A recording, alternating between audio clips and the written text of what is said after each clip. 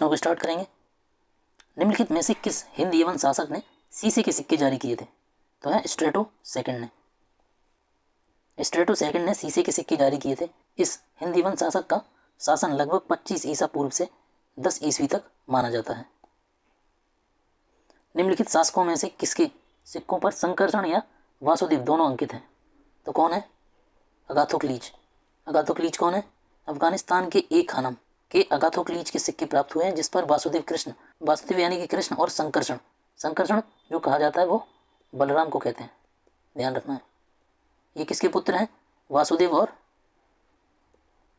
रोहिणी के।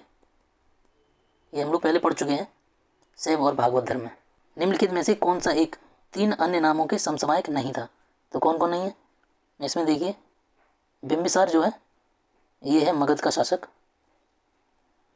प्रसेनजित जो है वो है कौशल का शासक। और गौतम बुद्ध जो है ये तो आप जानते हैं। तो कैसे जो है तीनों समकालीन हैं। बिंबिसार जो है, बिंबिसार की शादी प्रसेनजित की बहन से हुई थी, सब जानते हैं। और बिंबिसार के समय गौतम बुद्ध पैदा हुए थे। बिंदुसार के पुत्र का नाम क्या है? अजातशत्रु। और अजातशत्रु के समय मृत्यु किसकी हुई? गौतम बुद्ध की, जिसमें फर्स्ट बौद्ध संगीति आयोजित की गई थी। तो मिलिंद जो है ना ये है मिनांडर। इसमें आपने मिलिंद पणहो का नाम सुना होगा, वो इसी पे है। तो आंसर तो वैसे इसका यही है, पर हम इस लोग इसकी व्याख्या में और समझ लेते हैं। बिंबिसार 544 से 492 ईसा पूर्व मगध साम्राज्य की महत्ता का वास्तविक संस्थापक। वह हरियक कुल से संबंधित था। प्रसेनजित कौशल महाजनपद का राजा था। वह महात्मा बुद्ध का समकालीन था। गौतम बुद्ध 563 से 583 ईसा पूर्व ने बौद्ध धर्म का प्रवर्तन किया।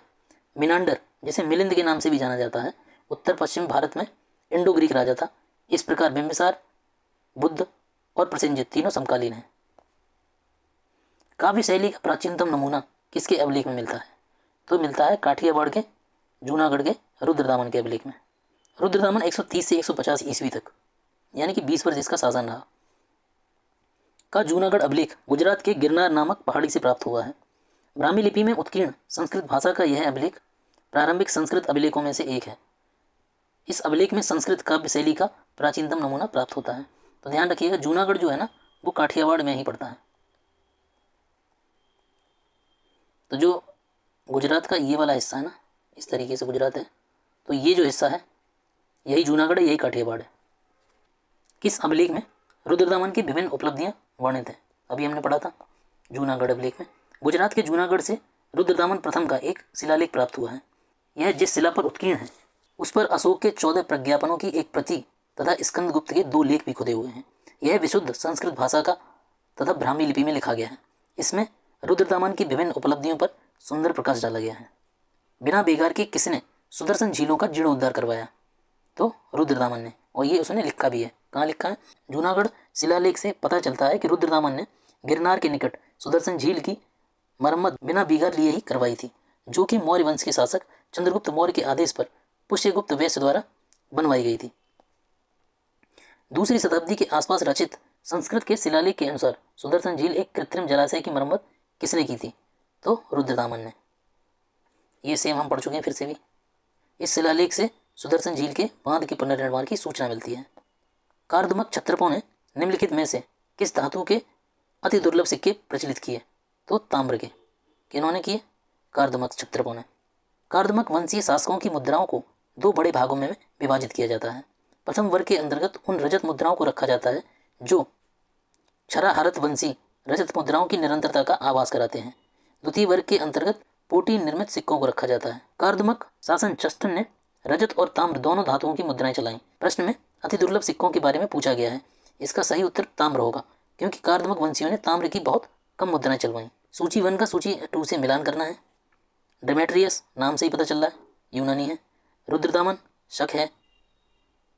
और गोंडोफनीज ये पल्लव है। और विम जो है वो कुषाण है।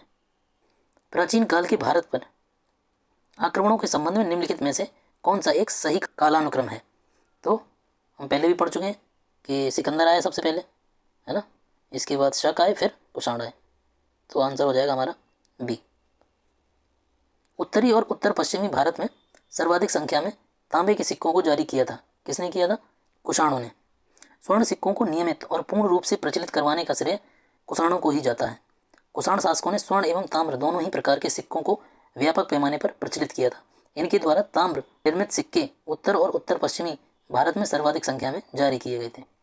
प्राचीन भारत में निम्न में से किस एक ने नियमित रूप से सोने के सिक्के चलाए? तो कुषाणों ने चलाए। एक क्वेश्चन और भी है कि सबसे पहले भारत में सोने के सिक्के किसने चलाए? तो इसका आंसर होगा हिंदी यवन ने।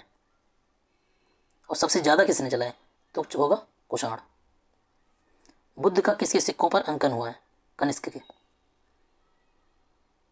निम्नलिखित में से किस शासक को सर्वप्रथम सोने के सिक्के जारी करने का श्रेय दिया जाता है? तो विम कटफिसस को। प्रश्नगत कुषाण शासकों में से सबसे पहले किसी ने सोने के सिक्के जारी किए तो वो विम कटफिसस ने। कुषाणों में ध्यान से पढ़ना है हमको। निम्नलिखित में से किसने भारत में स्वर्ण सिक्कों का प्रचलन नियमित उपयोग के लिए किया था?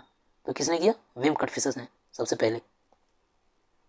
कुषाण वंशीय शासक विम कटफिसस ने, जो कि कनिष्क प्रथम का पिता भी था, ने भारत में स्वर्ण सिक्कों का प्रचलन नियमित रूप से उपयोग के लिए किया था, जबकि कुजुल कटफिसस ने तांबे के सिक्के प्रचलित करवाए थे। इनमें से किसने सर्वप्रथम व्यापक पैमाने पर स्वर्ण मुद्रा का प्रचलन किया? तो किसने किया? विम कटफिसस ने। कुषाण वंश के कटफिसस द्वितीय ने निम्नलिखित में से कौन सी उपाधि धारण की? तो उसने धारण की सर्वलोकेश्वर। कुषाण वंश शासक विम कटफिसस, जिसे कटफिसस द्वितीय भी कहा जाता है, सर्वलोकेश्वर की उपाधि धारण की, यानी कि lord of the whole world. यह उपाधि उसके साम्राज्य के धार्मिक और राजनीतिक दृष्टिकोण को दर्शाती है। विम कटफिसस कुषाण शासक कुजुल कटफिसस के पुत्र और कनिष्क का पिता था। योधोय सिक्कों पर किस देवता का अंकन मिलता है? किसका मिलता है? कार्तिकेय का। हमने व्याख्या में भी पढ़ा था ये। योधेयों का प्रमाण पुराण, अष्टाध्यायी, बृहत संहिता इत्यादि ग्रंथों से प्राप्त होता है। इनके एक सिक्कों पर कार्तिकेय का अंकन मिलता है। कनिष्क के सारनाथ बौद्ध प्रतिमा अभिलेख की तिथि क्या है? तो यह है 81 AD, यानी कि 81 ईस्वी। तो ये कब है? ये है कनिष्क के राज्यारोहण, यानी कि जो उसने राज्याभिषेक कराया था उसके तीसरे वर्ष में, और उसने जो राज्याभिषेक करवाया था वो करवाया था 78 AD में। कनिष्क का जो राज्यारोहण हुआ उसी से शक संवत स्टार्ट होता है। तो शक संवत स्टार्ट होने के और या उसके राज्यारोहण के 3 वर्ष पश्चात उसने सारनाथ में बौद्ध प्रतिमा की स्थापना करवाई है। कनिष्क के सारनाथ बौद्ध अभिलेख की तिथि 81 ईस्वी है। यह प्रतिमा मथुरा से लाकर कनिष्क के राज्यारोहण यानी कि 78 ईस्वी के तीसरे वर्ष सारनाथ में स्थापित की गई। कुषाण शासक कनिष्क की राज्याभिषेक किस सन में हुआ था? तो 78 AD हम लोग पढ़ चुके हैं अभी। कनिष्क के राज्याभिषेक की तिथि अत्यंत विवादास्पद है।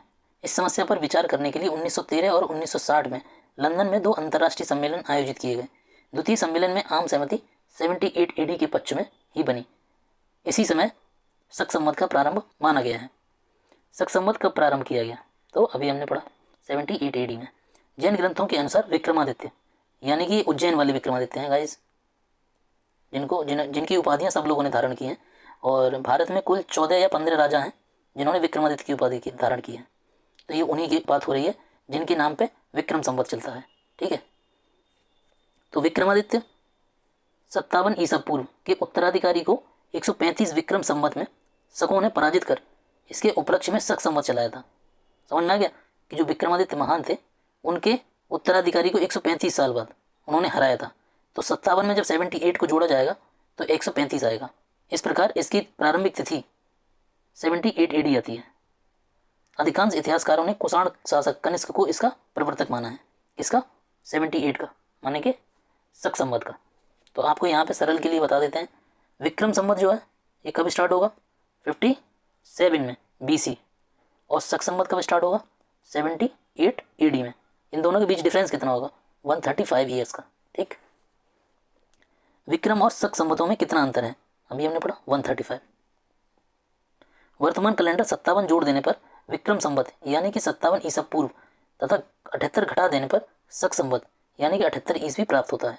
अर्थात 2000, अगर एग्जाम्पल के रूप में अगर हम इसको समझें तो अभी मान लीजिए 2024 चल रहा है। ठीक है, इसमें अगर हमको विक्रम संवत निकालना होगा तो हम इसमें 57 AD जोड़ देंगे, 57 ईयर्स। तो आंसर आ जाएगा हमारा 2083।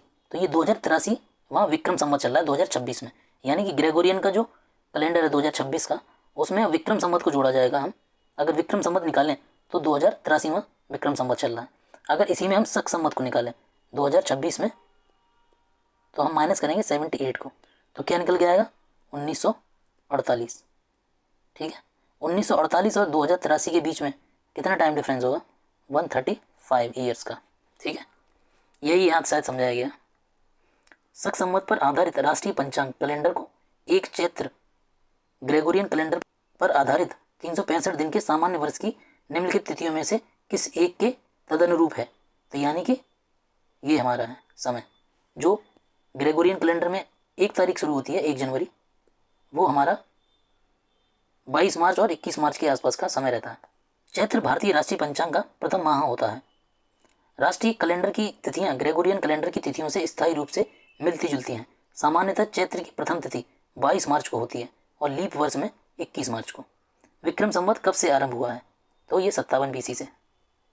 विक्रम संवत के 2 अन्य नाम भी हैं, कृत संवत और मालव संवत। जैन साहित्य में महावीर के निर्माण और विक्रम संवत के बीच 470 वर्षों का अंतर पाया जाता है। महावीर के निर्माण की तिथि 427 BC मानी जाती है। तदनुसार विक्रम संवत के प्रारंभ की तिथि 470 ईसा पूर्व को घटा देंगे तो 57 ईसा पूर्व आ जाएगा। निम्नलिखित में कौन सा वर्ष दिसंबर 2009 में शक संवत का वर्ष होगा, तो इसमें हम क्या माइनस कर देंगे 78, तो 78 माइनस करेंगे तो कितना आएगा 1931। कनिष्क के समकालीन निम्नलिखित नामों पर अध्ययन करें और निम्नलिखित उत्तर कोड के अनुसार अपना उत्तर इंगित करें। तो देखिए इसको, कनिष्क के समकालीन वसुमित्र होंगे और अश्वघोष तो होंगे ही होंगे, क्योंकि इन दोनों के ही काल ये जो है चतुर्थ बौद्ध संगीति के अध्यक्ष हैं और अश्वघोष जो है वो उपाध्यक्ष हैं चतुर्थ बौद्ध संगीति के। तो ये दोनों तो 100% हैं ही, और बाकी दोनों जो है कालिदास जो है ये चंद्रगुप्त विक्रमादित्य के हैं और कम्मन ऋषि जो है वो साउथ के हैं। तो ये दोनों तो मिलेंगे नहीं, तो आंसर वैसे भी 2 ही का ही है। अश्वघोष कनिष्क के राजकवि थे। वसुमित्र भी कनिष्क के आश्रित विद्वान थे। इन्होंने चतुर्थ बौद्ध संगीति की अध्यक्षता भी की थी। कालिदास गुप्त काल में हुए, जबकि कम्मन कनिष्क के समकालीन नहीं थे। अश्वघोष किसके समकालीन था, तो कनिष्क। निम्नलिखित में से कौन एक कनिष्क के दरबार से संबंधित नहीं था, तो कौन नहीं था, तो पतंजलि। पतंजलि क्यों नहीं है, क्योंकि ये शुंग के हैं और इन्होंने यज्ञों में किसका उल्लेख किया है, पुष्यमित्र शुंग के अश्वमेध का भी उल्लेख किया है इन्होंने। और कौन कौन संबद्ध हैं ये भी देख लीजिए, अश्वघोष हैं, नागार्जुन हैं और चरक हैं। और अश्वघोष जो है ये उपाध्यक्ष रहे हैं, बौद्ध विद्वान हैं चतुर्थ बौद्ध संगीति के। नागार्जुन जो है ये शून्यवाद के प्रवर्तक रहे हैं, शून्यवाद के, और सापेक्षता का सिद्धांत भी इन्होंने दिया है। अश्वघोष, नागार्जुन, पार्श्व, चरक ये चारों ही कनिष्क के दरबार से संबंधित हैं, जबकि पतंजलि कनिष्क के दरबार से संबंधित नहीं थे। पतंजलि ने पाणिनि की अष्टाध्यायी पर महाभाष्य की रचना की थी। तो ये भी ध्यान रखना है कि पाणिनि ने लिखी अष्टाध्यायी और पतंजलि ने लिखा है महाभाष्य। महर्षि पतंजलि पुष्यमित्र शुंग के पुरोहित थे। कुछ स्रोत नागार्जुन को कनिष्क के दरबार से संबंधित नहीं मानते हैं, बल्कि कनिष्क के समकालीन मानते हैं। निम्नलिखित में से कौन कनिष्क दरबार के संबंधित नहीं है, तो कौन नहीं है, विशाखदत्त, क्योंकि विशाखदत्त का समय जो है ना वो 6th और 7th सेंचुरी माना जाता है। विशाखदत्त की पुस्तक कौन सी है, मुद्रा राक्षस। तो मुद्रा राक्षस में क्या है कि किस तरीके से नंद वंश का शासक चला गया और मौर्य वंश स्थापित हुआ। निम्नलिखित नगरों में से किसका उल्लेख कनिष्क के रबतक उल्लेख में नहीं है, तो श्रावस्ती का नहीं है। रबतक अभिलेख अफगानिस्तान के बगलान प्रांत के सुरखकोटल के निकट रबतक नामक स्थान से वर्ष 1993 में प्राप्त किए गए। ये ग्रीक लिपि और बैक्ट्रियन भाषा में लिखे गए हैं। ये कुषाण वंश के शासक कनिष्क से संबंधित है।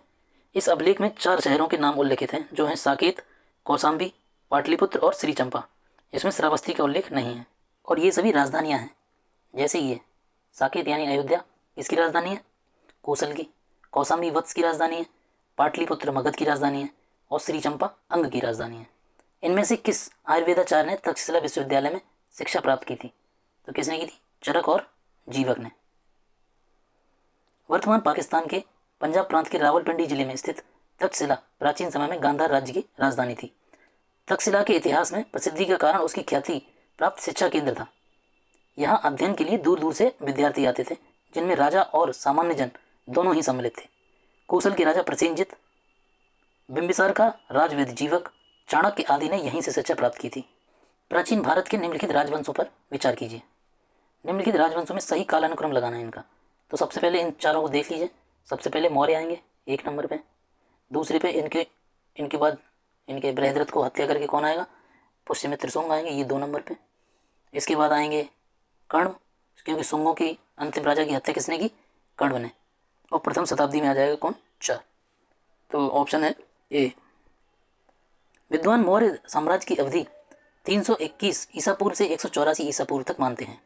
शुंग राजवंश के काल की अवधि लगभग 184 ईसा पूर्व से 73 ईसा पूर्व तक मानी जाती है। कर्ण वो राजवंश की अवधि 73 ईसा पूर्व से 28 ईसा पूर्व है। कुषाण साम्राज्य को पहली से तीसरी शताब्दी के मध्य माना गया है। अतः विकल्पगत प्राचीन भारत के राजवंशों का सही कालानुक्रम ये हो जाएगा। मौर्य सबसे पहले, फिर शुंग, फिर कर्ण और फिर कुषाण। पुष्यमित्र शुंग द्वारा 2 अश्वमेध यज्ञ किए गए। इसके बारे में जानकारी किस लेख से मिलती है? तो ये अयोध्या लेख से मिलती है। पुष्यमित्र शुंग अंतिम मौर्य शासक बृहद्रथ का सेनापति था। इसने 184 ईसा पूर्व में बृहद्रथ की हत्या कर शुंग वंश की स्थापना की। अयोध्या लेख से ज्ञात होता है कि इसने 2 अश्वमेध यज्ञ करवाए थे। शुंगों के पूर्वज मूलतः किस स्थान में थे? तो उज्जैन में थे। शुंगों के पूर्वज मूलतः उज्जैन के थे। शुंग वंश का प्रथम स्वतंत्र शासक पुष्यमित्र शुंग था। धनदेव के अयोध्या अभिलेख में उसके द्वारा 2 अश्वमेध यज्ञ किए जाने का साक्ष्य मिलता है। शुंग वंश के बाद किस वंश ने भारत पर राज किया? तो कौन आया उसके बाद? कर्ण। शुंग वंश का अंतिम राजा देवभूति अपने अमात्य वासुदेव के षड्यंत्रों द्वारा मार डाला गया। वासुदेव ने जिस नवीन राजवंश की नींव डाली उसे कण्व या कण्वायन नाम से जाना जाता है। शुंगों के समान यह भी ब्राह्मण वंश था। निम्नलिखित में से कौन सा शासक वर्ण व्यवस्था का रक्षक कहा जाता है? तो किसको कहते हैं? गौतमीपुत्र सातकर्णी को। नासिक अभिलेख जो है इसकी माता ने गौतमी बलश्री ने जो नासिक अभिलेख जो है ना उसमें इसको चतुर्वर्ण शंकर कहा है, यानी कि 4 वर्णों के मिश्रण को रोकने वाला इसको बताया गया। मौर्यों के बाद दक्षिण भारत का सबसे प्रभावशाली राज्य कौन सा था? तो है सातवाहन। मौर्यों के बाद दक्कन यानी दक्षिण भारत में सबसे प्रभावशाली राज्य सातवाहनों का था। पुराणों में इस वंश के संस्थापक का नाम सिंधुक, सिमुक या शिप्रक दिया गया है, जिसने कर्ण वंश के राजा सुशर्मा का वध करके अपना शासन स्थापित किया था। सिमुक निम्न राजवंशों में से किसका संस्थापक है? सातवाहनों का। किस चीनी जनरल ने कनिष्क को हराया था? तो पांचाऊ ने हराया था कनिष्क को। इसके बारे में व्याख्या देख लेते हैं।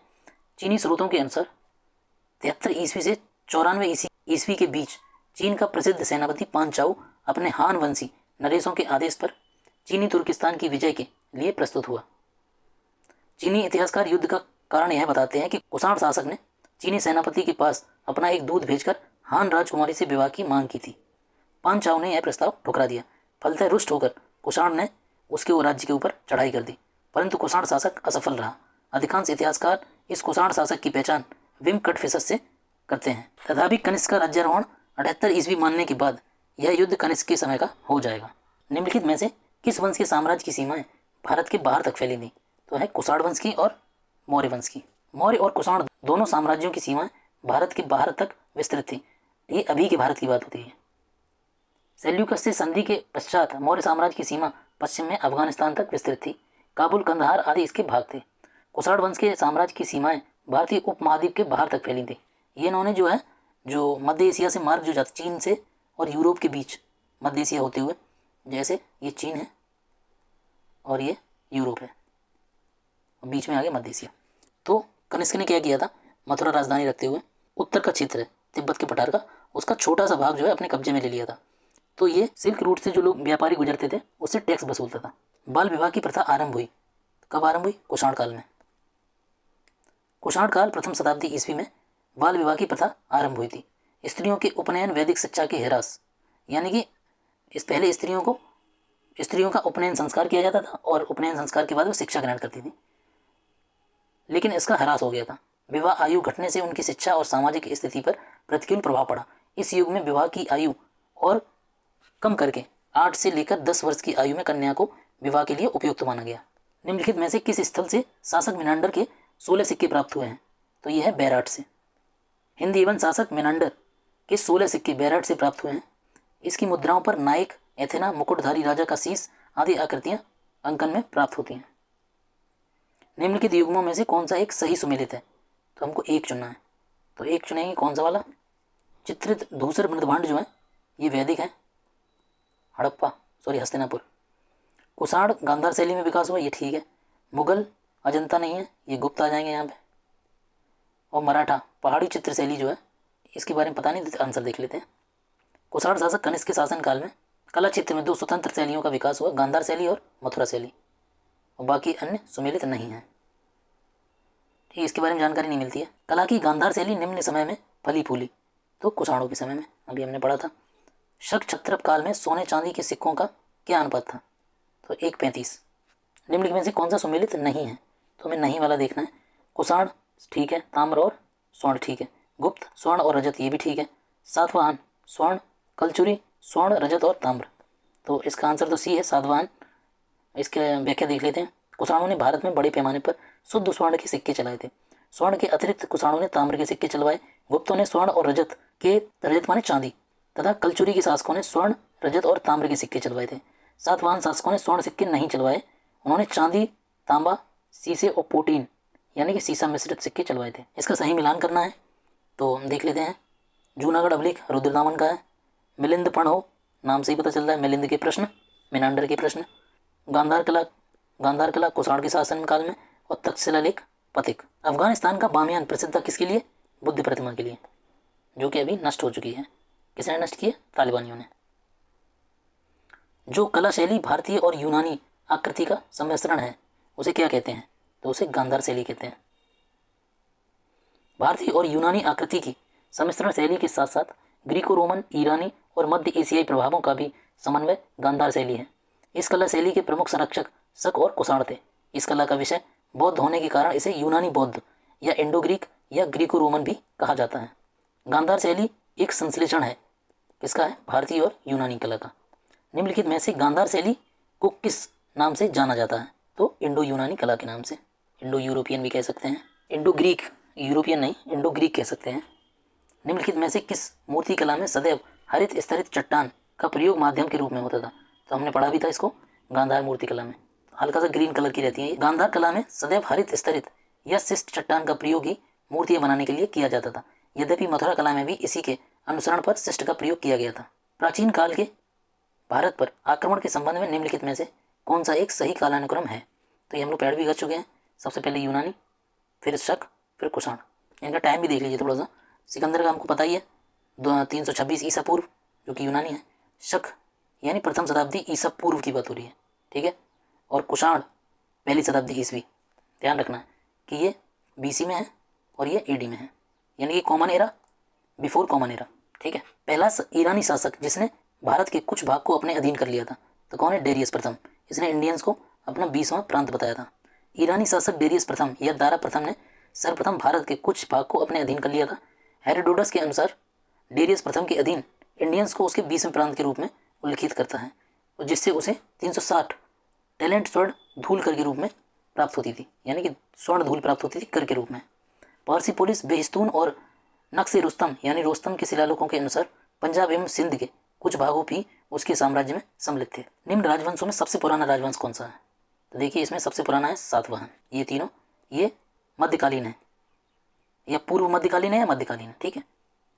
उपर्युक्त राजवंशों में सबसे पुराना राजवंश सातवाहन है। इस वंश की स्थापना सिमुक के समय में की गई थी। कुछ स्रोतों के अनुसार इसमें जो समय है इसका 2वीं शताब्दी ईसा पूर्व।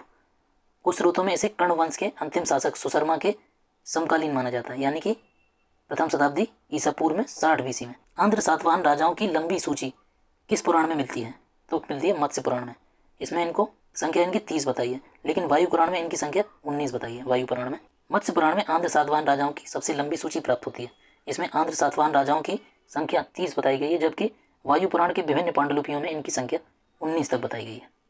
सातवाहनों की राजधानी कौन सी है, तो है अमरावती, जो कि आज किसकी राजधानी है, आंध्र प्रदेश की। सातवाहनों की राजधानी प्रतिष्ठान या पैठन थी। पुराणों में इस राजवंश को आंध्र भृत्य या आंध्र जाति कहा गया है। उनकी राजधानी अमरावती बताई गई है। निम्नलिखित में से कौन सा स्थान सातवाहनों की राजधानी था, तो कौन सा था, प्रतिष्ठान। अगर प्रतिष्ठान ऑप्शन में नहीं होगा तो अमरावती लगाएंगे।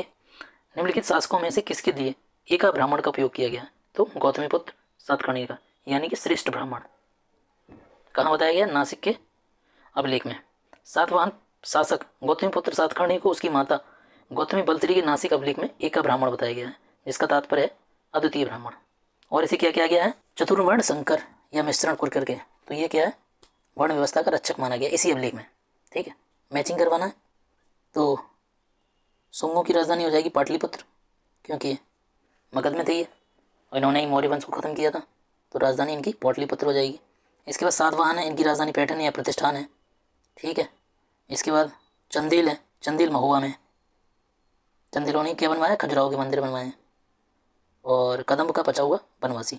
फिर से मैचिंग करवाना है इसमें, प्रतिष्ठान हो जाएगा महाराष्ट्र में, गिरनार हो जाएगा गुजरात में, प्राग ज्योतिष हो जाएगा असम में, और कर्ण सुवर्ण हो जाएगा पश्चिम बंगाल में। इसकी व्याख्या देख लेते हैं। पुरातत्वीय और ऐतिहासिक विवरणों में कर्ण सुवर्ण को प्राचीन नगर बताया गया है, जिसकी स्थिति वर्तमान मुर्शिदाबाद जिले यानी कि पश्चिम बंगाल में मानी जाती है। प्राचीन संस्कृत साहित्य में प्राग ज्योतिष और कामरूप दोनों का नाम प्राचीन असम और उसके आसपास के क्षेत्र के लिए किया जाता है, तो ये नाम याद रखेंगे आप। कामरूप से तो आप याद होगा पहले से ही, लेकिन प्राग ज्योतिष से भी याद रखना है। गिरनार पर्वत और उसके संबंधित प्राचीन धार्मिक ऐतिहासिक स्थल आज के गुजरात राज्य में आते हैं। प्रतिष्ठान यानी पैठन गुजरात नदी के तट पर स्थित महाराष्ट्र राज्य के छत्रपति संभाजी पूर्व में इसका नाम औरंगाबाद जिले का नगर है। और ये आपको याद होगा अगर, वैसे तो ये प्रतिष्ठान सातवाहन से रिलेटेड है ना, लेकिन जो अश्वक गणराज्य है सबसे दक्षिण में 16 महाजनपदों में से एक अश्वक है, उसकी भी राजधानी यही है। ठीक है, जो कि गोदावरी नदी घाटी में था। निम्नलिखित को कालानुक्रम व्यवस्थित कीजिए, तो देखना है सबसे पहले कौन आ जाएगा। सबसे पहले सातवाहन आएंगे, फिर वाकाटक और फिर चालुक्य। सातवाहन साम्राज्य की स्थापना सिमुक ने प्रथम शताब्दी BC में की थी। वाकाटक साम्राज्य की स्थापना तृतीय शताब्दी ईस्वी में विंध्य शक्ति ने की थी, जबकि गुजरात के चालुक्य वंश की स्थापना 10वीं शताब्दी में मूल राज प्रथम ने की थी। अतः इन राजवंशों का क्रम सातवाहन, वाकाटक और चालुक्य रहेगा। नीचे दिए गए दो वक्तव्यों में से आपको चुनना है अभिकथन और कारण। सातवाहन काल में संस्कृत के साथ प्राकृत और अन्य लोक भाषाओं का विकास हुआ, ये ठीक है। सातवाहन राजाओं ने साहित्य रचना के लिए संस्कृत और अन्य लोक भाषाओं को अपनाया, ये भी ठीक है, और इसका स्पष्टीकरण भी सही है। सातवाहन नरेश स्वयं विद्वान और विद्या प्रेमी और विद्वानों के आश्रयदाता थे। हाल नामक राजा ने गाथा सप्तशती नामक प्राकृत भाषा में श्रृंगार रस प्रधान गीति काव्य की रचना की है। ठीक है, ये आपको याद रखना है कि हाल ने गाथा सप्तशती लिखा है, जो कि किस में लिखा, प्राकृत भाषा में। ठीक है, और हाल के दरबार में गुणाढ्य और सर्वबर्मन जैसे उच्च कोटि के विद्वान निवास करते थे। गुणाढ्य ने क्या लिखा, बृहत कथा नामक ग्रंथ लिखा है, यह पैसाची प्राकृत भाषा में लिखा गया है। सर्वबर्मन ने कातंत्र लिखा है संस्कृत में, जो कि संस्कृत व्याकरण की रचना है। कन्हेरी के एक अभिलेख से ज्ञात होता है कि एक सातवाहन रानी संस्कृत का प्रयोग करती थी। इस प्रकार स्पष्ट है कि सातवाहन युग में प्राकृत और संस्कृत भाषाओं का विकास हुआ। सातवाहन राजाओं ने साहित्य रचना के लिए संस्कृत और अन्य लोक भाषाओं को भी अपनाया। सातवाहन शासकों के संदर्भ में निम्नलिखित में से कौन सा कथन सत्य है। सातवाहन नरेश प्राकृत भाषा के पोषक थे, ये भी ठीक है, और संस्कृत के भी थे। सातवाहन काल में कला के लोक पक्ष को अधिक प्रोत्साहन मिला, ये भी ठीक है, दोनों ही ठीक है। सातवाहन शासकों के शासनकाल में प्राकृत और संस्कृत भाषाओं का विकास हुआ। सातवाहन शासक हाल ने गाथा सप्तशती नामक प्राकृत भाषा में श्रृंगार रस प्रधान गीति काव्य की रचना की। सातवाहन काल में स्थापत्य कला के उदाहरण प्राप्त हुए हैं जो बौद्ध धर्म से संबंधित हैं, जिसमें एक है अमरावती का स्तूप। सातवाहन वंश की क्षीण शक्ति होने के बाद वाकाटक वंश ने अपना राज्य स्थापित किया, ये ठीक है। वाकाटक वंश का पहला राजा प्रवरसेन था, ये गलत है, अभी हमने थोड़ी देर पहले पढ़ा है। विंध्य शक्ति प्रवरसेन का पुत्र था, ये भी गलत हो गया क्योंकि ये उल्टा हो गया है। विंध्य शक्ति ने वाकाटक की स्थापना की थी। सातवाहन वंश की शक्ति क्षीण होने के बाद वाकाटक वंश ने दक्षिणापथ में अपना राज्य स्थापित किया था। विंध्य शक्ति वाकाटक वंश का संस्थापक था। प्रवरसेन जो है ये विंध्य शक्ति का पुत्र था, और कथन में उल्टा दिया गया था। निम्नलिखित में से किस स्तूप में आर्यक स्तंभ वाले मंच की विशेषताएं मिलती हैं, तो किसमें मिलती हैं, अमरावती में। अमरावती किसने बनवाया है, सातवाहनों ने। अमरावती स्तूप में आर्यक स्तंभ या आयक स्तंभ वाले मंच की विशेषताएं देखने को मिलती हैं। यह आंध्र प्रदेश के पलनाडु जिले के अमरावती गांव में स्थित है। कौन सा सुमेलित नहीं है, मैचिंग करवाना है, ये ठीक है, ये भी ठीक है। भीतरी अभिलेख जो है पुलकेशन से नहीं है, और गिरनार तो इससे है ही, तो सी ही है जो गलत है। गौतमीपुत्र सातकर्णी सातवाहन वंश का शक्तिशाली शासक था। इसके विषय में सूचना इसकी माँ गौतमी बलश्री नासिक प्रशस्ति से प्राप्त होती है। उदयगिरी पहाड़ी की हाथी गुम्फा से खारवेल की एक बिना तिथि का अभिलेख प्राप्त हुआ है। इसमें खारवेल के बचपन, शिक्षा, राज्याभिषेक और राजा होने के बाद से 13 वर्षों तक के शासन की घटनाओं का क्रमबद्ध विवरण दिया हुआ है। भीतरी स्तंभ लेख का संबंध गुप्त शासक स्कंदगुप्त से है, जबकि पुलकेशिन द्वितीय का संबंध ऐहोल अभिलेख से है, जो एक प्रशस्ति के रूप में है। इसकी भाषा संस्कृत है। रुद्रदामन प्रथम का जूनागढ़ गिरनार से शक संवत 72 में यानी कि 150 ईस्वी में का शिलालेख प्राप्त होता है। यह प्रशस्ति के रूप में है। इससे उसकी विजयों, व्यक्तित्व और कृतियों का विवरण प्राप्त होता है। और क्या मिलता है? सुदर्शनशील का वर्णन। और ये पुलकेशिन द्वितीय का जो ऐहोल अभिलेख है, इससे प्राप्त होता है कि पुलकेशिन द्वितीय ने हर्षवर्धन को हराया था। निम्नलिखित में से किस वंश के शासकों को पुराणों में श्री पर्वतीय कहा गया है? तो इक्ष्वाकु वंश के राजाओं को पुराणों में श्री पर्वतीय कहा गया है। इक्ष्वाकु वंश के शासकों को पुराणों में श्री पर्वतीय यानी श्री पर्वत का शासक और आंध्रभर्त यानी आंध्रों का नौकर कहा गया है। पहले वे सातवाहनों के सामंत थे, किंतु उनके पतन के बाद उन्होंने अपनी स्वतंत्रता घोषित कर दी। इस वंश का संस्थापक श्री शांतामूल है। इक्ष्वाकु वंश की बात हो रही है। ये राम वाला नहीं है ना, ये सातवाहनों के बाद वाला यानी कि 2nd सेंचुरी BC के बाद के हैं ये। निम्नलिखित कथनों पर विचार कीजिए। कुषाण फारस की खाड़ी और लाल सागर से होकर व्यापार करते थे। ये ठीक है। उनकी सुसंगठित नौसेना उच्च कोटि की थी कि कुषाणों की नौसेना के बारे में कहीं से भी जानकारी नहीं मिलती है। तो दूसरा हो जाएगा गलत और पहला हो जाएगा सही। पेरिप्लस ऑफ द एरिथियन सी और अरिकामेडू में हुई खुदाई से ऐसे अनेक बंदरगाहों और व्यापारिक केंद्रों की उपस्थिति के साक्ष्य मिले हैं, जिनसे यह स्पष्ट होता है कि कुषाणों का व्यापार पश्चिमी विश्व के फारस की खाड़ी और लाल सागर के जलमार्ग से होता था। इन सभी साक्ष्यों में किसी में भी कुषाणों की सशक्त सेना की उपस्थिति का उल्लेख नहीं मिलता है।